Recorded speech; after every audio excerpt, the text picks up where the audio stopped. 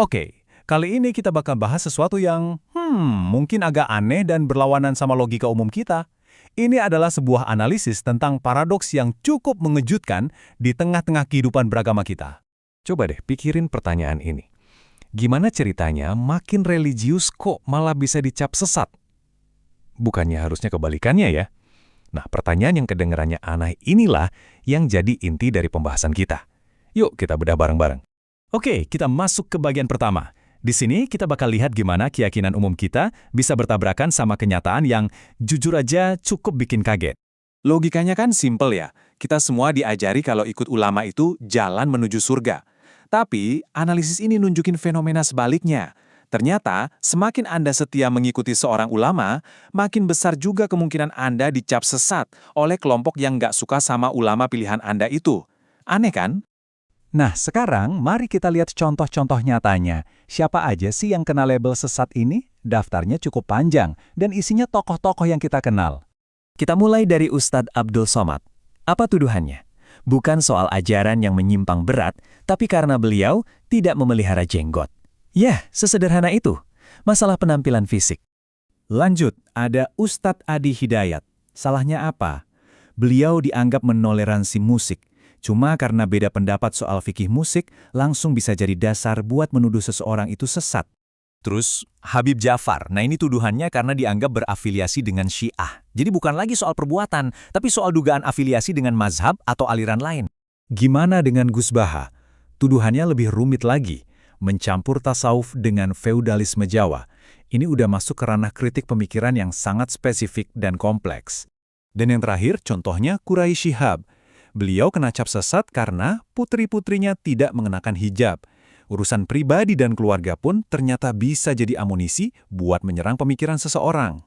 Oke, setelah lihat daftar tadi, pasti kita bertanya-tanya, kok bisa sih kayak gitu? Nah, menurut analisis ini, akar masalahnya ada pada satu hal yang disebut asobiah. Jadi, apa itu asobiah? Gampangnya gini deh, asobiah itu fanatisme kelompok yang udah kelewatan. Saking fanatiknya, loyalitas ke grup sendiri jadi lebih penting dari segalanya, bahkan lebih penting dari nilai-nilai kebaikan universal yang diajarkan agama itu sendiri. Pokoknya, kelompok gue paling benar. Nah, ini dia efeknya yang bahaya banget. Standar benar dan salah jadi geser. Bukan lagi soal perbuatan dosa kayak mencuri atau korupsi, tapi soal pemikiran. Pemikiran lo sama nggak kayak kelompok gue? Kalau beda, berarti lo sesat. Ini membawa kita ke bagian selanjutnya. Mari kita lihat lebih dalam konsekuensi dari pergeseran fokus ini di masyarakat. Lihat tabel ini. Kontrasnya jelas banget. Menurut sumber analisis kita, dosa-dosa besar yang nyata di depan mata, kayak korupsi, kemaksiatan, atau kejahatan, itu seringkali didiamkan saja. Tapi dosa pemikiran, seperti punya tafsiran yang beda atau dianggap liberal, itu langsung diserang habis-habisan. Contoh paling kuatnya ya Gus Dur. Beliau diserang habis-habisan dan dituduh sesat. Kenapa? Bukan karena beliau korupsi, bukan karena amoral, tapi murni karena pemikirannya dianggap liberal. Cuma karena cara berpikirnya beda dari kelompok penuduhnya. Terus, solusinya gimana dong? Nah, di bagian terakhir ini, kita bakal lihat solusi yang ditawarkan. Dan kenapa solusi itu ternyata nggak segampang yang kita kira. Solusinya kedengeran simple banget. Dan masuk akal kan? Kalau ada beda pendapat, ya udah, kita balik aja ke sumber utamanya, Al-Quran dan Sunnah. Beres kan harusnya? Seharusnya ini bisa menyelesaikan semua masalah. Eits, tunggu dulu. Disinilah letak masalahnya. Penyakit asobiah tadi bikin solusi ini jadi buntu. Ide kembali ke Quran dan Sunnah itu ada syaratnya. Syaratnya adalah tafsirannya harus sama persis dengan tafsiran kelompok mereka. Kalau beda, Al-Quran dan Sunnahnya yang dianggap salah tafsir.